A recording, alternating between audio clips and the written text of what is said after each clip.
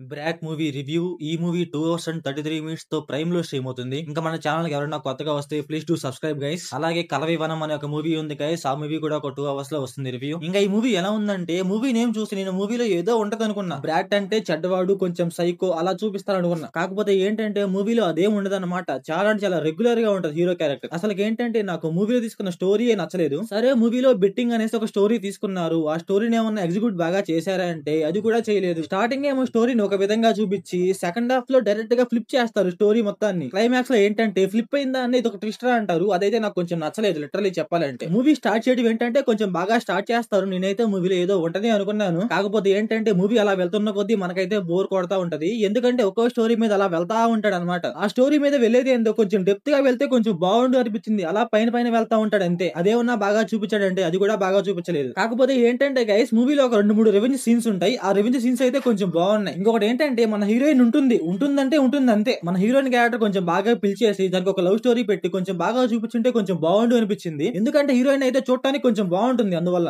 మూవీలో love story add చేసి ఒక చిన్న గ్రిప్ ఉంటది. కాకపోతే వీళ్ళు ఏంటంటే బెట్టింగ్ అంటే తిప్పుతా ఉంటారు అంతే. లిటరలీ మనకు అనిపిస్తుంది అనమాట, ఎంతసేపు తిరుగుతారా ఈ బెట్టింగ్ చుట్టూ అనిపిస్తుంది. ఒకటే ప్లాట్ గైస్ బెట్టింగ్. ఆ ప్లాట్ మీద అలా వెళ్తా ఉంటుంది అనమాట. సస్పెన్స్ ఉండదు, థ్రిల్ ఉండదు, ఏ ఉండదు అనమాట. లిటరలీ ఏంటంటే మనం బెట్ చేస్తున్నప్పుడు గానీ, మనం క్రికెట్ చూస్తున్నప్పుడు గానీ మనకు ఒక ఫీల్ ఉంటుంది అనమాట. కాకపోతే ఏంటంటే మూవీలో మనకు ఆ ఫీల్ కనిపించదు. అసలు మూవీలో ఓవర్ ఏంటంటే వీళ్ళు చేసేదేమో బెట్టింగ్, కాకపోతే కేజీఎఫ్ రేంజ్ లో ఎలివేషన్స్ ఇస్తా ఉంటారు. అదైతే నాకు కొంచెం ఓవర్ గా అనిపించింది. ఇంకా ఈ మూవీ ప్లాట్ లైన్ ఏంటంటే మన హీరో క్రికెట్ బెట్టింగ్ చేస్తా ఉంటాడు. అప్పుడు ఏం జరిగింది, మన హీరోకి ఎన్ని సమస్యలు వచ్చాయనేసి మన మూవీలో చూస్తాం. ఇంకా ఈ మూవీ ఫ్యామిలీ వాచబుల్ అంటే అక్కడక్కడ కొన్ని ఐటమ్ సాంగ్స్ ఉంటాయి గైస్. ఆ సాంగ్స్ లో అయితే కొంచెం ఎక్స్పోజింగ్ ఉంటది. అదైతే కొంచెం డిస్టర్బ్ చేయొచ్చు అంతే. అలాగే మన హీరో ఏంటంటే ఒక ఆమె దగ్గర ఒక సీన్ ఉంటుంది. ఆ సీన్ కూడా కొంచెం డిస్టర్బ్ చేయొచ్చు. ఇంకొకటి ఏంటంటే గైస్ మన హీరో ఒక మ్యాచ్ లో నెక్స్ట్ ఏం జరుగుతుంది అనేసి చాలా అంటే చాలా సింపుల్ గా గెస్ చేయగలుగుతా ఉంటాడు. అసలు ఎలా చేస్తున్నాడు ఏంటి, మనోడేమన్నా దేవుడా అనిపించింది నాకైతే. వాళ్ళు ఏంటంటే ఏదో చెప్తా ఉంటాడు, అది ఇది అని చెప్తా ఉంటాడు. కాకపోతే అదైతే నాకు ప్రాపర్ రీజన్ లో అనిపించలేదు. ఇంకొకటి ఏంటంటే మన హీరోకి 2-3 ఫ్రెండ్స్ ఉంటారు. వాళ్ళ నుంచి కూడా కామెడీ జనరేట్ చేయొచ్చు. అది కూడా ఉండదు అనమాట. మూవీలో ఒక చిన్న కామెడీ కూడా ఉండదు. ఇంకొకటి ఏంటంటే విలన్ అనమాట. స్టార్టింగ్ లో ఏమో చూపించడం అయితే చాలా అంటే చాలా బాగా చూపిస్తారు. నెక్స్ట్ ఏమన్నా తన క్యారెక్టర్ ఏమన్నా బాగుందా అంటే అంతే ఉండదు గైస్. చాలా అంటే చాలా కామెడీగా చేశారు. స్టార్టింగ్ లో ఏమో వైలెన్స్ గా చూపిస్తారు విలన్ ని. నెక్స్ట్ ఏమో ఏదో ఇంగ్లీష్ యాడ్ చేసి